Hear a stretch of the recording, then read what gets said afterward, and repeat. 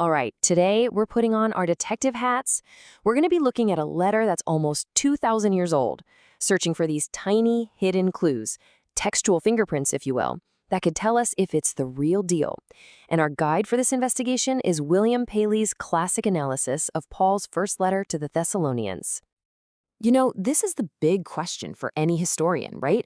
How do you tell a genuine eyewitness account from a really, really good fake? A lot of forgeries, they try way too hard to line up with the known history. Everything is just a little too perfect, a little too neat. But real, independent accounts, they feel different. They're often kind of messy, they're incomplete, and sometimes they even look like they contradict each other.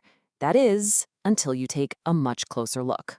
So let's just jump right in. We're not going to get bogged down in theology today. We are going straight to the evidence. We're going to be comparing this ancient letter almost line by line with its historical companion text, the book of Acts. And we're looking for those moments where they just click together in ways that no forger could have ever possibly planned. To build our case, we're going to look at a few key exhibits. We've got a strange command, a mysterious missing visit, a really confusing travel schedule, and a clue about the real identity of some persecutors. Each piece is going to build on the last, creating a cumulative case for the letter's authenticity.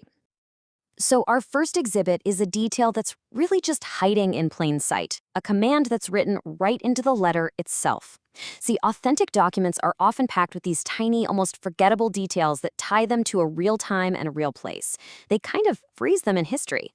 These are the fingerprints we're looking for. And the main tool we're going to use is the undesigned coincidence. Now, as a quick refresher, this is when you have two documents that just casually interlock. They reveal some kind of hidden consistency that points back to a real, shared event. It's like finding truth by accident, not by design. All right, let's crack open the letter. Tucked away right at the very end is this peculiar command that William Paley found absolutely fascinating. He says, "I charge you that this epistle be read unto all the holy brethren." Now, this isn't a suggestion. It's a formal, really serious command to read this letter out loud to the entire community there in Thessalonica. So why does this matter so much? Well, think about it for a second. If you were faking a letter from the famous Apostle Paul, this is pretty much the last thing you would put in it. You're basically daring the original audience to expose you as a fraud. Imagine it. Someone stands up and reads this line out loud, and everyone looks around and thinks, wait, what letter? We never got this letter before. See, Paley's point is that this command only makes sense if the letter was totally genuine and was actually intended for immediate public reading. It's like a built-in authenticity check. Okay, let's move on to our next exhibit. For this one, we've got to bring in our second document, the historical account in the book of Acts, which basically serves as a travelogue for Paul's journeys. Now, in his letter to the Thessalonians, Paul sounds really passionate about wanting to go back and see them. He says he tried time and again, but that something stopped him. This sounds like a pretty big deal, a really frustrating event in his life. So you'd think, right, if this was so important to Paul, you would expect to find some mention of it in the detailed travel records of the book of Acts. A historian documenting his journeys would almost certainly note a major frustrated change of plans. But it's just not there. Not a word. The book of Acts is completely silent about this failed plan to get back to Thessalonica. And this is just brilliant. Think like a forager. You work from the known history, right? So why on earth would you invent a failed plan that has zero basis in the book of Acts? It just adds a potential contradiction. But if the letter is real, it makes perfect sense that Paul would mention these personal frustrations to his friends, and at the same time, a historian writing a broader narrative might not bother recording a trip that never actually happened. The silence of Acts is exactly what you'd expect from two independent, truthful accounts. Okay, this next one is probably my favorite because it's like a genuine historical puzzle. On the surface, the letter and the history seem to just flatly contradict each other about where Paul's companion, Timothy, was at a specific time. So here's the puzzle. The letter says Paul was in Athens and sent Timothy away from there. But Acts says Paul got to Athens alone and was waiting for Timothy to join him there. It looks like a huge problem. Was Timothy coming or going? But what if both accounts are telling the truth? Let's try to reconstruct the timeline. Paul gets to Athens and waits for Timothy, just like Acts says. Then, when Timothy finally arrives, Paul is so anxious about the new church in Thessalonica that he immediately sends him right back north, and that's the key detail that only the letter gives us.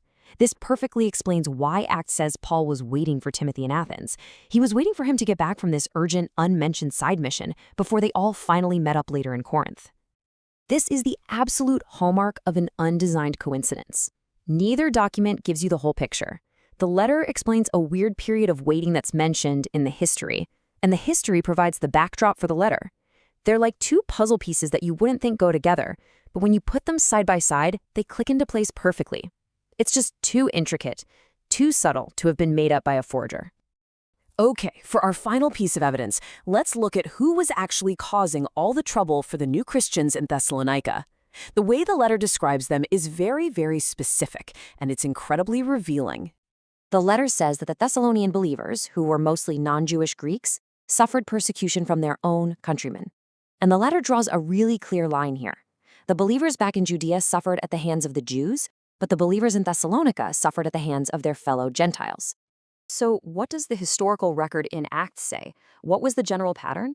Well, in Thessalonica, in Berea, and in Iconium, we see the exact same strategy play out over and over. The Jewish opponents were the primary instigators, but their go-to method was to rile up the local Gentile population to carry out the actual harassment and persecution. This makes the claim in the letter incredibly precise. It correctly identifies the direct agents of persecution, the Thessalonians' own countrymen, which perfectly matches the subtle political strategy we see described in Acts. You know, a forger writing much later would probably just say the Jews were the persecutors. Getting this subtle distinction between the instigators and the agents exactly right, that suggests an authentic memory of how things really went down. So after looking at all this evidence, what's the verdict? Let's just quickly review the whole case. We've seen a self-verifying command that a forger would be crazy to include, a failed visit that a forger would have no reason to invent, a travel puzzle that perfectly solves a seeming contradiction, and a super precise description of the persecutors. Paley's big argument is this. Sure, you could maybe dismiss any one of these as just luck, but when you stack them all up, their cumulative weight points powerfully in one direction. These are two independent, authentic accounts of real events. And all of this leaves us with one last question to chew on. This whole thing isn't really just about authenticating one ancient letter. If these coincidences are truly undesigned, if they're just the accidental byproduct of two truthful but incomplete histories, what does that imply about the historical bedrock that they're both standing on? What does it suggest about the reality of the people, the places, and the events that they so casually and so uninterestingly confirm? Well, that's something worth thinking about.